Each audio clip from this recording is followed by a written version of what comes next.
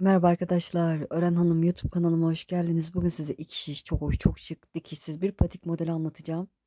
Tam çeyize yakışır. Böyle arkadaşımın ayağında gördüm, bayıldım. Hemen modelini istedim.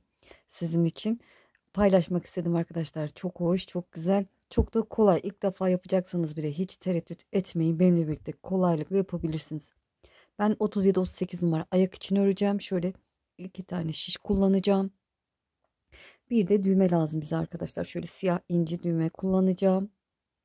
Böyle bir de yan bant için ilmek çıkaracağım arkadaşlar. O yüzden bize tığ lazım olabilir. Yanınızda dursun. Evet, şöyle nasıl başlayacağım onu anlatayım. Evet, şöyle manken ayağından göstereyim arkadaşlar. Bu kısımdan başlayacağız. Buraya böyle haroşa öreceğiz. Sonra 30 ilmek olana kadar artırıp sonra 10 ilmek olana kadar eksilteceğiz. Sonra alt kısmını öreceğiz. Ve arkayı da örüp bant kısmına geçeceğiz arkadaşlar. Böyle bu şekilde ilerleyecek patiğimiz. Evet, hazırsanız hemen yapımına geçelim. Şöyle ipimi ikiye katladım. Şöyle burayı sonra dikeceğimiz için arkadaşlar sadece bant kısmını dikmek için şöyle ipimi biraz uzun bırakıyorum. Şöyle 1,5 karış kadar. Sadece 10 ilmek atacağım. Hadi bakalım, Bismillahirrahmanirrahim. Şişimize 10 tane ilmek atalım. Evet, 3, 6, 7, 8, 9, 10. 10 tane ilmeğimi attım. Şöyle çevirdim. Haroşa öreceğim. Dediğim gibi ipimizi uzun bıraktık dikmek için.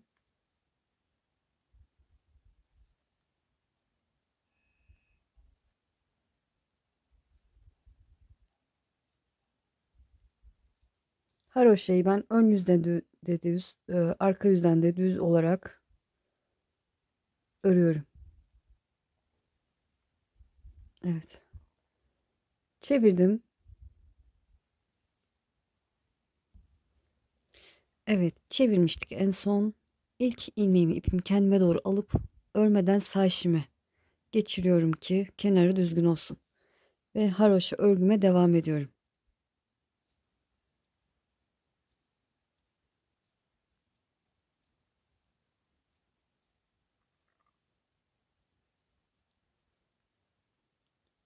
Çevirdim.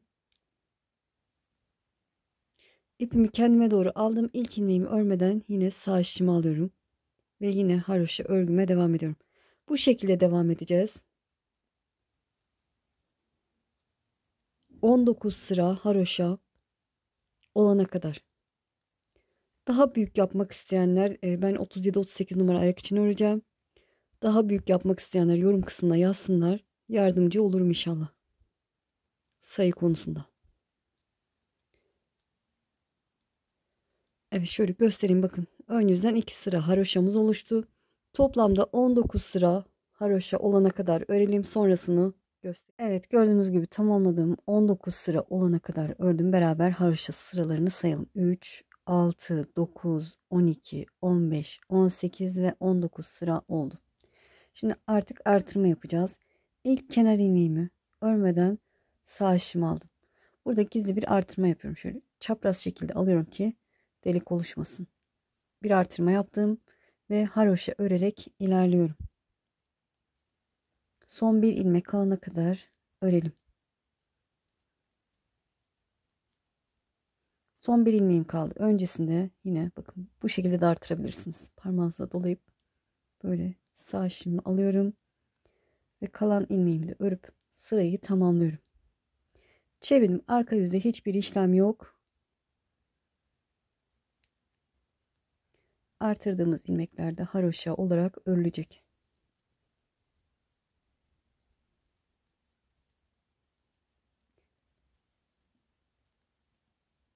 Evet, sırayı tamamladım. Ön yüze geçtim. Ön yüzde artırma yapacağız. Burada isterseniz işaretleyici koyalım. Şöyle işaretleyici koyalım ki karıştırmayalım arkadaşlar. Bu başlangıç ipimiz sol taraftayken ön yüzdeyiz. Bilirsiniz ama yine de karıştırmamak adına işaretleyici koyabilirsiniz benim gibi. İlk kenar ilmeğimi örmeden aldım. Sonra bir tane artırma yapıyorum bu şekilde. Ve yine haroşa örerek ilerliyorum. Her ön yüzde başta ve sonda artırma yapacağız. Son bir ilmek kaldı.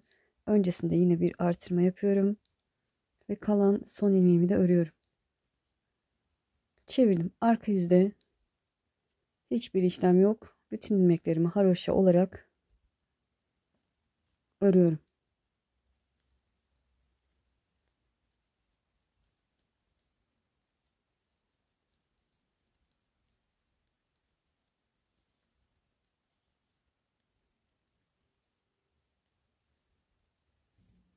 Evet, ön yüzdeyim, işaretleyicimi gördüm. Yine artırma yapacağım. İpimi kendime doğru aldım. İlk ilmeğimi örmeden sağ işimi alıyorum. Bir tane artırma yapıyorum. Ve haroşa örerek ilerliyorum. Son bir ilmek kalana kadar.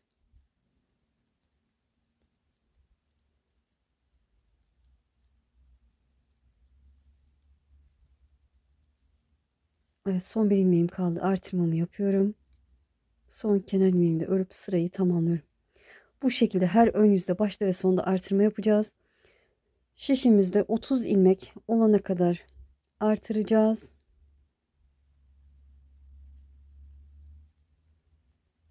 30 ilmek olana kadar artıralım arkadaşlar. Sonrasını göstereceğim. Evet, gördüğünüz gibi tamamladım. 30 ilmek olana kadar artırdım. Beraber sayalım. 3, 6, 9, 12, 15, 18, 21, 24, 27, 30. Evet, şimdi ilk kenar ilmeğimi örmeden aldım. Ön yüzdeyim. Sıradaki iki ilmeğin ikisini bir örüyorum. Düz öreceğiz. Arkadan da ters öreceğiz.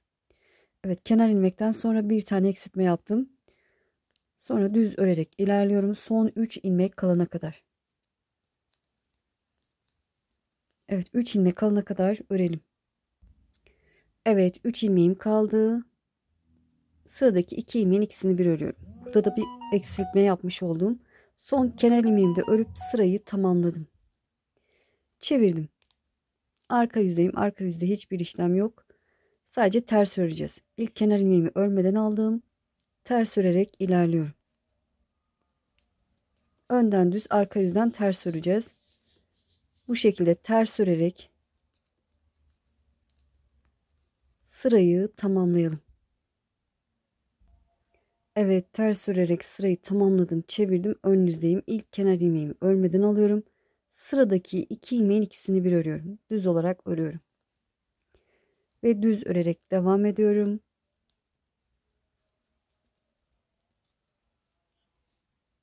Bu şekilde. Son 3 ilmek kalana kadar örelim. Evet, son 3 ilmeğim kaldı. Sıradaki 2 ilmeğin ikisini bir örüyorum. Kalan son ilmeğimi de örüp sıramı, eksiltme sıramı tamamlamış oldum. İkinci eksiltme sıramı. Çevirdim. Arka yüzde hiçbir işlem yok. Ters örerek ilerleyeceğim. İlk kenar ilmeğimi örmeden aldım. Ters örerek ilerliyorum.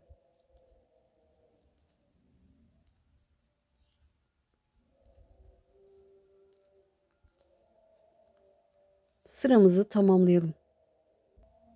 Evet, sırayı tamamladım. Çevirdim. Ön yüzdeyim. İlk kenar ilmeğimi örmeden alıyorum. Sıradaki iki ilmeğin ikisini bir örüyorum.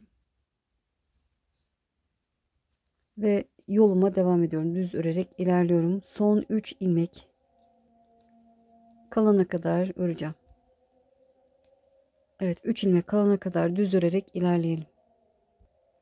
Evet, gördüğünüz gibi son 3 ilmeğim kaldı. Sıradaki 2 ilmeğin ikisini bir örüyorum.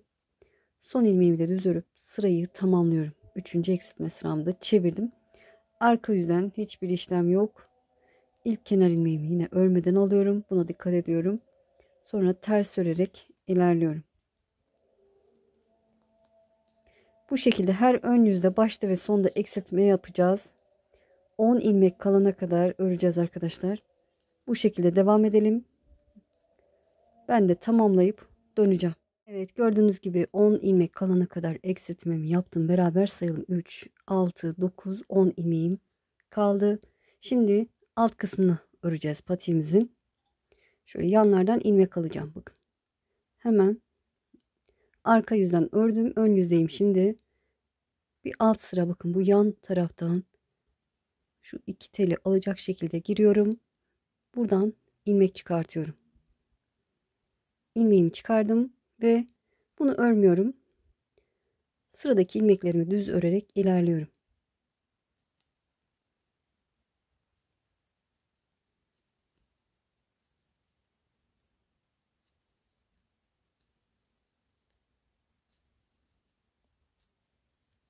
Evet, son ilmeğimi de ördüm. Şöyle yan taraf bakın bir alt sıra. Bu iki teli alacak şekilde ilmek aldım. Hem başta hem sonda artırma yapmış olduk. Çevirdim. İlk ilmeğimi örmeden alıyorum. Arka yüzde olduğum için ters örerek ilerliyorum.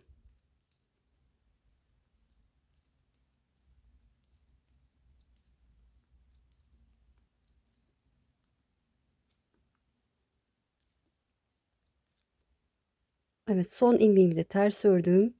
Çevirdim, ön yüzdeyim. Yine yan taraftan ilmek alacağım. Bakın bir alt sıra şu iki teli alacak şekilde girdim. Buradan şöyle bir tane ilmek alıyorum. Bu sağ şimdi duruyor. Sıradaki ilmeklerimi örüyorum. Düz örerek ilerliyorum.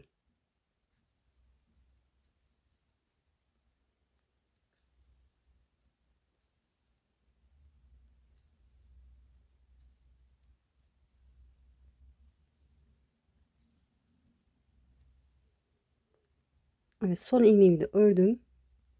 Yan taraftan bir alt sıradan bakın. İki teli alacak şekilde girdim. Buradan tel alıyorum, ilmek alıyorum. Ve çeviriyorum. Her ön yüzde başta ve sonda ilmek alıyoruz. Çevirdik. İlk ilmeğimi örmeden alıyorum ve ters örerek ilerliyorum.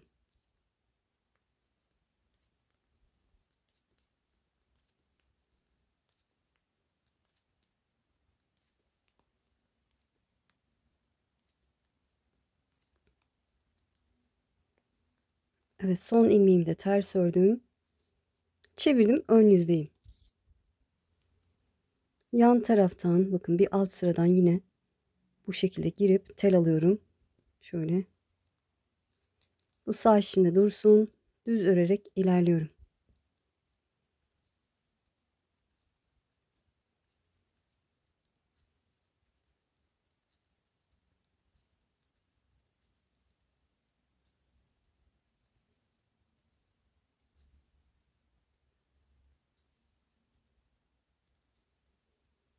Son ilmeğimi de ördüm.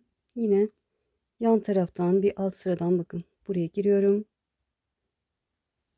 İlmek alıyorum. Şöyle bakın oluşuyor. Çevirdim. Arka yüzdeyim. İlk ilmeğimi örmeden alıyorum ve ters örerek ilerliyorum.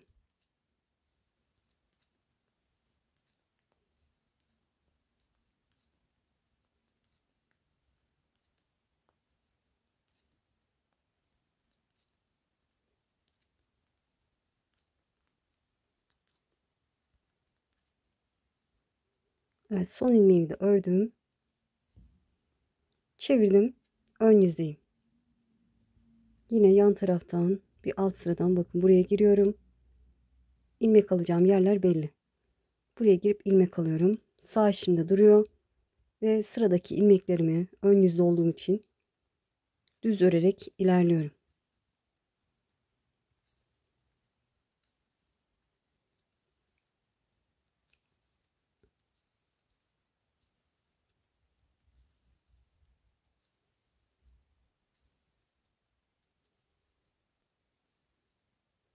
Son ilmeğimi de ördüm. Şöyle sol tarafa da girip bakın buraya iki tel alacak şekilde girdim, ilmek aldım ve çevirdim. İlk ilmeğimi örmeden aldım. Yine ters örerek ilerliyorum. Evet, bu şekilde her ön yüzde başta ve sonda tel alacağız. İlmek sayımız 40 olana kadar. Benimle aynı boyutta yapanlar 40 ilmek olana kadar bu şekilde yanlardan ilmek alarak ilerleyelim. Ve son ilmeğimi de ördüm. Şöyle nereye denk gelecek? Şöyle haroşa tellerinden de alacağız arkadaşlar. Bunların yanından da alacağız. 1, 2, 3, 4, 5. Buraya kadar denk geliyor. Evet, bu şekilde 40 ilmek olana kadar ilerleyelim. Sonrasını göstereceğim. Evet, yanlardan ilmek alarak devam ettim. Şimdi sizinle birlikte 40. ilmeğimi alacağım. Şöyle en son bakın. Şuraya giriyorum. Bu da 40. ilmeğim oldu. Evet, şöyle beraber sayalım arkadaşlar. 3, 6, 9, 12, 15, 18, 21, 24, 27, 30, 33, 36, 39, 40. Çevirdim, arka yüzdeyim. İlk ilmeğimi örmeden aldım ve ters örerek ilerliyorum.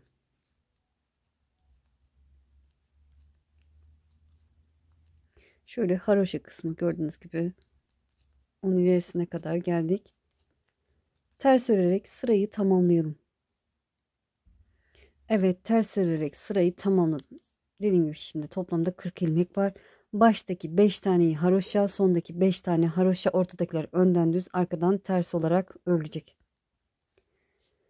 Evet, ben haroşada düz ördüğüm için bu sırayı düz örerek tamamlayacağım.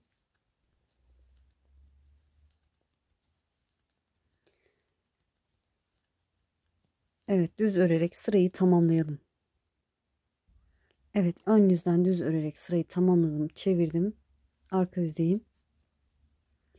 Dediğim gibi baştaki 5 ilmek haroşa olacak. İlk ilmeğimi örmeden aldım. Bu bir. Sıradaki ilmeğimi haroşa örüyorum. 2, 3, 4, 5. Evet, 5 ilmeğim haroşa. Sonra ters örerek ilerliyorum.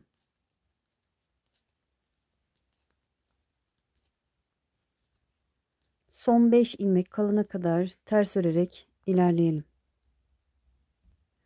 Evet, son 5 ilmeğim kaldı. Onları da haroşa örerek sırayı tamamlıyorum.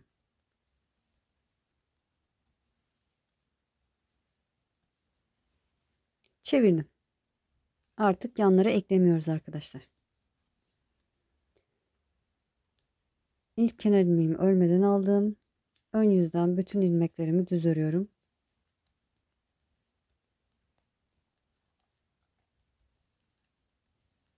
Sırayı tamamlayalım. Evet, sırayı tamamladım. Çevirdim. Arka yüzde baştaki 5 ilmek yine haroşa olacak. İlk kenar ilmeğimi örmeden aldım. Bu 1, 2, 3, 4, 5. 5 ilmek haroşadan sonra ters örerek ilerliyorum. Son 5 ilmek kalana kadar ters örerek ilerleyelim. Evet, 5 ilmeğim kaldı. Gördüğünüz gibi onları da haroşa örerek sıramı tamamladım. Evet, bu şekilde devam edeceğiz. Baştaki 5 ilmek haroşa, sondaki 5 ilmek haroşa, ortadaki ilmeklerimiz ön yüzden düz, arka yüzden ters olarak örülecek. Ben bu haroşa sıraları 22 sıra olana kadar ördüm. Yani topuk arkasına ayağınıza geçirin isterseniz topuk arkasına şöyle 2,5 parmak kalana kadar örün. Sonra topuk arkasını öreceğiz. Evet, gördüğünüz gibi tamamladım. Bu haroşa sıraları 22 sıra olana kadar ördüm. Beraber sayalım. 3, 6, 9, 12, 15, 18, 21 ve 22. Tamamdır. Şimdi topuk arkasını ayarlayacağız arkadaşlar. Ortada 8 ilmek kalacak şekilde ayarlayalım. Yan taraftan sağdan 16 ilmeği alıyorum. Yani işaretleyeceğim. 3, 6, 9, 12, 15, 16.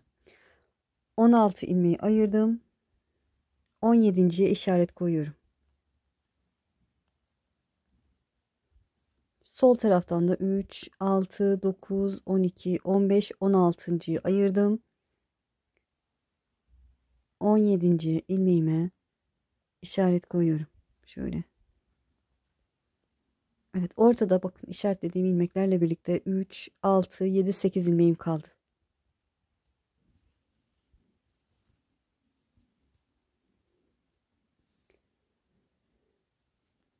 Evet, şöyle düz örerek ilerliyorum. İkinci işaretime kadar ilerleyeceğim.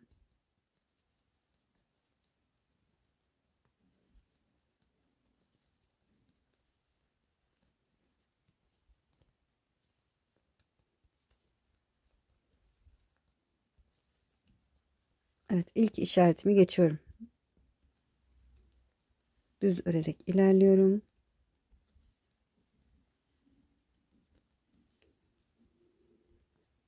Evet, şimdi 8. ilmeğim bu. Buradan sayarsak 8. ilmeğim. 8 işaretlediğim ilmek, yani ikinci işaretlediğim ilmek. Onu ve bir sonraki ilmeği, ikisini bir düz olarak örüyorum ve çevirdim. İlk ilmeğimi örmeden, ipim kendime doğru örmeden sağ şişimi alıyorum ve ters örerek ilerliyorum. 2, bakın sayıyorum: 2, 3, 4, 5, 6, 7, 8 ve 9. ilmeği, ikisini bir ipimi öne alıp ters olarak örüyorum. İkisini bir ters ördüm. 8 ve 9. ilmeği. Şöyle çevirdim. İlk ilmeğimi örmeden sağ şişimi aldım ve düz örerek ilerliyorum. 2, 3, 4, 5, 6, 7, 8 ve 9. ilmek. İkisini bir ön yüzde düz olarak örüyorum. Artık işaretleyicilerimizi çıkartalım. İkisini bir ördük, çevirdik. İlk ilmeğimi örmeden alıyorum. Bu bir. Ters örerek ilerliyorum. Arka yüzde olduğum için 2, 3, 4, 5, 6, 7. İpi öne aldım. 8 ve 9. ilmek. İkisini bir ters olarak örüyorum. Arka yüzde olduğum için ikisini bir ters örüyorum. Çevirdim. Ön yüzdeyim. İlk ilmeğimi örmeden aldım. Düz örerek ilerliyorum. 2, 3, 4, 5, 6, 7, 8 ve 9. ilmek. İkisini bir düz olarak ördüm. Çevirdim. İlk ilmeğimi örmeden aldım. Ters örerek ilerliyorum. Bu şekilde devam edeceğiz. Çıkışta 8 ve 9. ilmeği, ikisini bir arka yüzdeysek ters örüyoruz. Ön yüzdeysek ikisini bir düz örüyoruz. Böyle devam edelim arkadaşlar. Şöyle hem sağ şişimizde 5 ilmek, sol şişimizde 5 ilmek kalana kadar bu şekilde devam edelim. Evet, şöyle göstereyim. Sağ tarafta 5 ilmeğim kaldı. Sol tarafta da 5 ilmeğim kaldı. Orada da 8 ilmeğim sabit. Şöyle ilk ilmeğimi örmeden aldım. Ve bundan sonra haroşa öreceğim. 8 ve 9. ilmek, ikisini bir örüyorum. Çevirdim. İpimi arkaya alıyorum. Bakın, mutlaka arkaya alın. Haroşa görüntüsü olsun. İlk ilmeğimi örmeden aldım ve haroşa örüyorum. Yani düz örüyorum.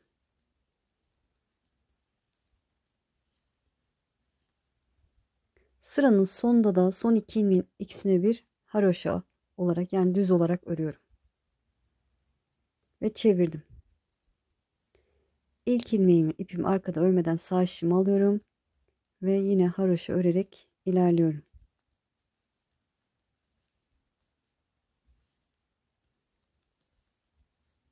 8 ve 9. ilmek. İkisini bir örüyorum haroşa olarak ve çeviriyorum. İpim arkada, ilk ilmeğimi örmeden alıyorum. Ve yine haroşa örerek sırayı tamamlıyorum. Şöyle son 2 ilmeği ikisini bir, yani 8 ve 9. ilmeği ikisini bir haroşa, yani düz olarak örüyorum. Çevirdim. İlk ilmeğimi örmeden aldım. İpim arkada gördüğünüz gibi. Ve yine haroşa örerek ilerliyorum. 2 sıra haroşamız oldu gördüğünüz gibi. 8 ve 9. ilmek, ikisini bir örüyorum. Çevirdim. İpim arkada, ilk ilmeğimi örmeden alıyorum. Ve haroşa örerek ilerliyorum. Hızlı yaptığımı düşünüyorsanız sağ üst köşede 3 nokta var. Orayı tıklayarak hız ayarını yavaşlatabilirsiniz. 8 ve 9. ilmek, ikisini bir örüyorum. Çevirdim. İlk ilmeği örmeden aldım. Ve yine haroşa örerek ilerliyorum.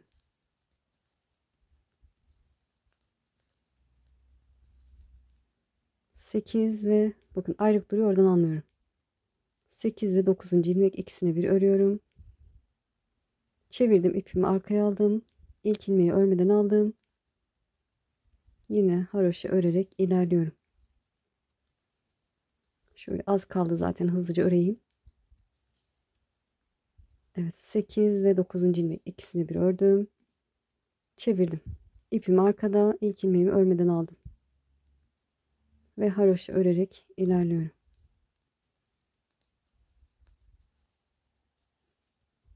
Evet, 8 ve 9. ilmek.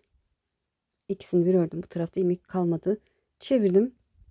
İlk ilmeğimi örmeden aldım. Ve haroşa örerek ilerliyorum. 8 ve 9. ilmek, ikisini bir örüyorum. Çevirdim. Evet, bitti. Şimdi ne yapacağız? Bu topuk arka kısmını öreceğiz. Sonra ilk önce sağ ayağı öreceğiz arkadaşlar. Sağ ayağın bant kısmını öreceğiz. Size sol ayağın bant kısmını da göstereceğim. Evet, şöyle hava kararmaya başladı. Işığı açayım ben. Evet. Gördüğünüz gibi sadece 8 ilmeğim kaldı. Şimdi bu topuk arka kısmı için tığımla ilmek alacağım. Bakın. Yan taraf sıradaki yuvaya giriyorum. İlmek alıyorum. Sol şişime aktarıyorum. Bu 1. 10 ilmek çıkartacağım. Sıradaki yuvaya bakın. Bu şekilde batıyorum. İlmek alıyorum. Sol şişime aktardım. 2. Sıradaki yuvaya batıyorum bu şekilde. 2 tel yukarıda olacak şekilde ilmek aldım. Sol şişime aktardım. 3, 4, 5, 6, 7,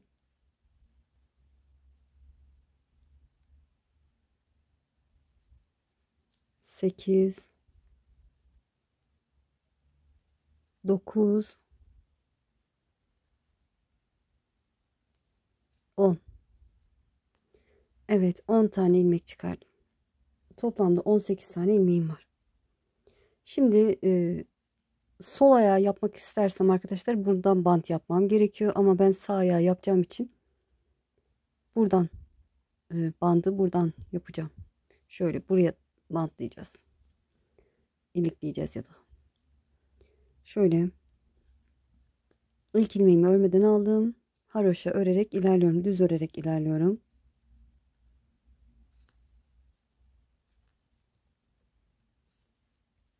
Dediğim gibi sol ayağın yapımında göstereceğim, sol bant kısmını.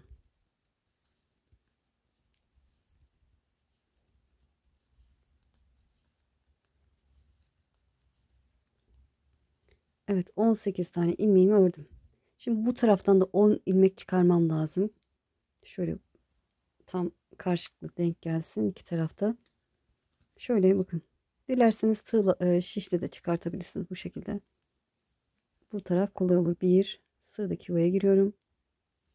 İlmek alıyorum. 2,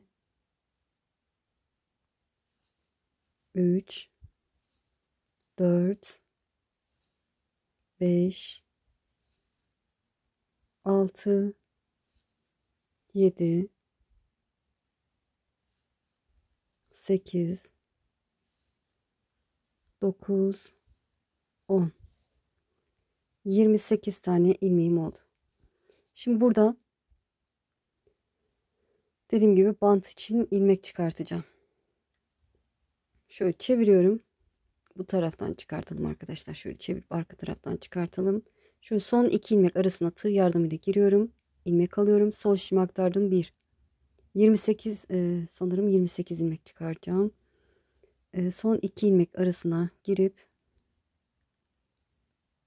şöyle tığ yardımıyla girip ilmek alıyorum. Sol şişime aktarıyorum. 2.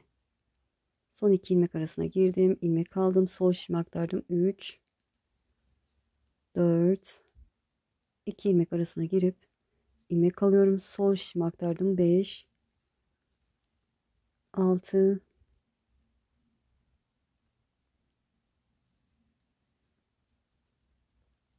7. Evet, 28 tane, toplamda 28 tane ilmek çıkartalım bu şekilde. Ben de çıkartıp döneceğim. Evet, 28 tane ilmek çıkardım. Şişimde toplamda 56 tane ilmeğim oldu. Haroşa örerek ilerliyorum. Arka yüzdeyiz.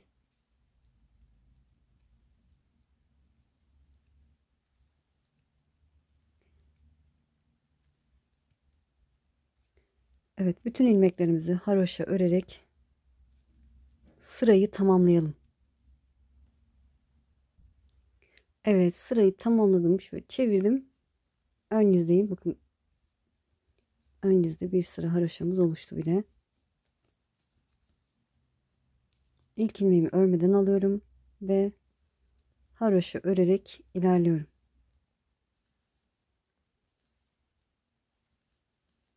Evet, bir sıra haroşamız oluştu. 2 sıra haroşa olana kadar örelim. Düğme iliğini sıranın sonunda, yani bu bant kısmında göstereceğim. Evet, ön yüzde 2 sıra haroşa olacak şekilde ördüm. Düğme iliğimi bu kısımda, yani sıranın sonunda yapacağım arkadaşlar. O yüzden haroşa örgüme devam ediyorum. Son 5 ilmek kalana kadar örelim. Evet, 5 ilmek kalana kadar haroşa olarak örelim. Evet, gördüğünüz gibi 5 ilmek kalana kadar ördüm. Sıradaki 2 ilmeğin ikisini bir örüyorum. Bir doladım. Kalan 3 ilmeğimi de örüp sıramı tamamladım. Çevirdim. Haroşa örerek ilerliyorum. Evet, 2 sıra daha haroşa öreceğiz. Sonra keseceğiz. İliğimizi de açtık. 2 sıra haroşa daha örelim. Toplamda 4 sıra olacak. Evet, gördüğünüz gibi 4 sıra haroşa olana kadar ördüm. Şimdi kesim yapacağız. Yeterli. İlk ilmeğimi aldım. Şöyle yönünü çevirip sol şişime aktarıyorum. Hatta şöyle keselim arkadaşlar. Ee, Bunu sol şişime aktarmıyorum. Sağ şişimde duruyor. Sıradaki ilmeğimi de haroşa örüyorum. Arkadaki ilmeğimi genişletip sağ şişimin önüne bırakıyorum. İlmeğin önüne bıraktım. Sıradaki ilmeği örüyorum. Arkadaki ilmeği genişletip sağ şişimin önüne bırakıyorum. Sıradaki ilmeğimi örüyorum. Arkadaki ilmeğimi genişletip sağ şişimin önüne bırakıyorum. Sıradaki ilmeğimi örüyorum. Arkadaki ilmeğimi genişletip sağ şişimin önüne bırakıyorum. Sıradaki ilmeğimi örüyorum. Arkadaki ilmeğimi genişletip sağ şişimin önüne bırakıyorum.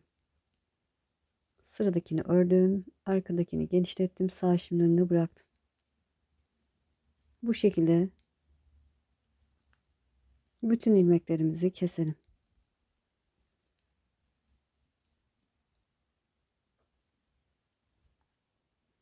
Evet, tamamlayıp döneceğim. Evet, bütün ilmeklerimi kestim. Son bir ilmeğim kaldı. Şöyle ipimi kestim. Şöyle tığ yardımıyla da son ilmeğin içinden geçiyorum. Şöyle iç kısma saklayalım arkadaşlar ipimizi, fazlasını. Şöyle. Şurada bir zincir çekeceğim. Yukarıya çıkmasın tekrar.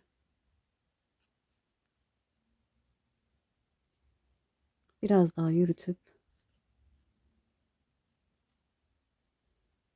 fazlasını keselim.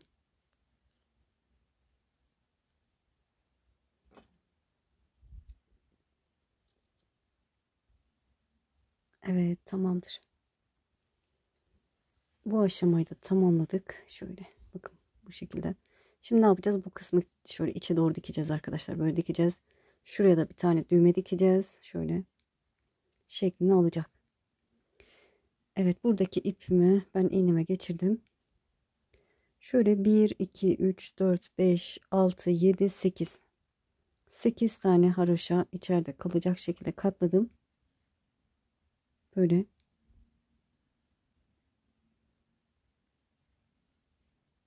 bu iç kısmı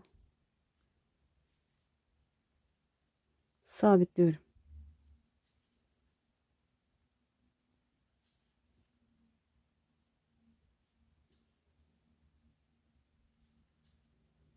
Evet, tamamen dikelim arkadaşlar. Düğmemizi bu kısma dikelim. Şöyle şuraya dikelim. Ben dikerken siz de sol ayağın yapımını izleyin arkadaşlar. Sol ayak, sağ ayağı anlattım şimdi. Sol ayak yapımını şöyle arkayı öreceksiniz arkadaşlar. Arka topuk arkasını öreceksiniz. Ortada 8 ilmek kalacak. Size o şekilde sol ayağın yapımını anlatacağım. Yani siz dilerseniz videoyu baştan başa alın. Aynı şekilde örün. Sadece bu arkada 8 ilmek kalana kadar örün. Sonra buralardan tel alacağız. Orayı da göstereceğim size. Evet, ben dikerken siz o videoyu izleyin arkadaşlar. Evet, sol ayağın yapımına geçelim. Sol ayak için ne yaptım? En son topuk arkasında 8 ilmek kalana kadar kenardan eksilttim gördüğünüz gibi. Şimdi şöyle yan taraftan ilmek alacağız. Diğerini yaptığımız gibi. Şöyle bakın. Buraya giriyorum. Tığ yardımıyla ilmek alıyorum. Şişime geçiriyorum. 10 tane ilmek alalım. 1. Sıradakine girdim. 2. 3. 4. 5. 6. 7. 8. 9 ve 10. Evet. Yan kısımdan 10 tane ilmek çıkardım. Şimdi bant kısmını yapacağız. Bant kısmını buradan alacağız arkadaşlar. Diğerini de bu taraftan almıştık. Bu son 2 ilmek arasına giriyorum. İlmek alıyorum. Şişime aktarıyorum. Bu 1. Son 2 ilmek arasına giriyorum. Tığ yardımıyla. İlmek alıyorum. Şişime aktarıyorum. 2. Son 2 ilmek arasına girdim. İlmek aldım. Şişime aktardım. 3. 2 ilmek arasına girdim. İlmek aldım. Şişime aktardım. 4. Bu şekilde 5, 28 tane ilmek çıkartalım. Evet, 28 tane ilmek çıkardım. Şişimde toplamda 46 tane ilmeğim oldu. Şimdi haroşa örerek ilerliyorum.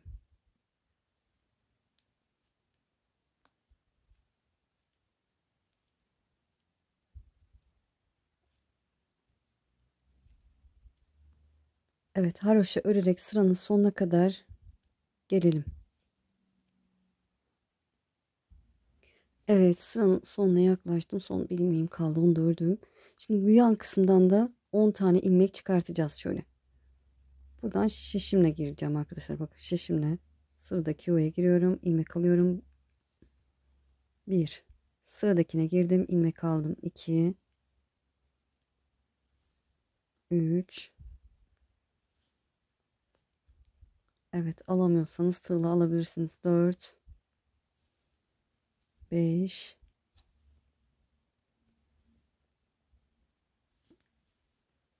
6. 7. 8. 9 ve 10. Evet. Çevirdim. Toplamda şişimde 56 tane ilmeğim oldu. Haroşa olarak örüyorum.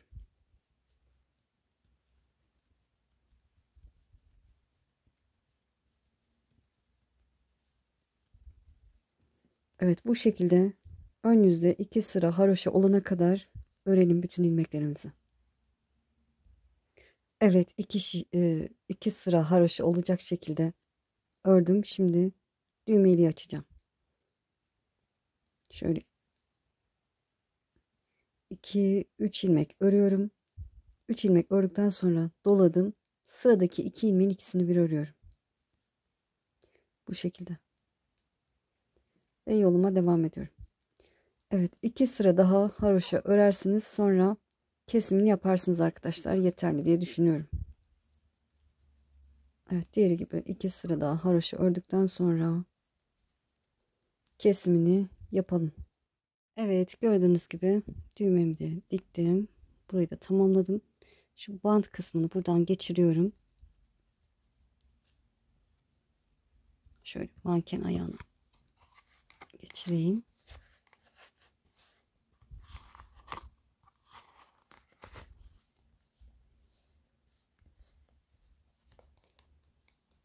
Evet, şöyle düğmemi de ilikleyeyim.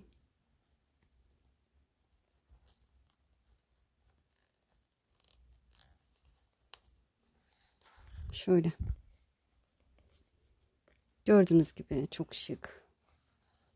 Tam böyle çeyize, gelin ayağına yakışır bir model oldu. Böyle. Ben diğer işini de göstereyim. Bu şekilde. Hem dikişsiz olması güzel arkadaşlar. Hem böyle şık durması güzel. Hem de kolay. İki şişte pratik. Bir günde bir çift örebileceğiniz bir model. Böyle. Hatta bunun çok benzeri bir model daha çalışmıştık arkadaşlar. Böyle kanalımı ilk açtığım zamanlarda burası burguluydu. İkili burgu şeklindeydi. O şekilde de çalışmıştık, hatırlıyorum. Böyle yani onun da videosu var. İsteyen olursa atabilirim. Böyle inşallah anlatımdan memnun kaldınız. Beni izleyerek yaptığınız için çok çok teşekkür ederim. Kanalıma abone değilseniz abone olursanız sevinirim. Videolarımı beğenip paylaşırsanız, yorum yaparsanız bana destek olmuş olursunuz. Şimdi değil, ileride örmek istiyorum derseniz kaydet butonuna basın. Kaydettiğiniz videolar arasında bulabilirsiniz. Beni Instagram'dan da takip ederseniz sevinirim arkadaşlar. Ören Hanım Emine adında Instagram hesabım var. Facebook sayfam da var arkadaşlar. Ören Hanım adında. Oradan da takip ederseniz sevinirim. Sizi çok seviyorum. Kendinize iyi bakın. Allah'a emanet olun. Hoşça kalın.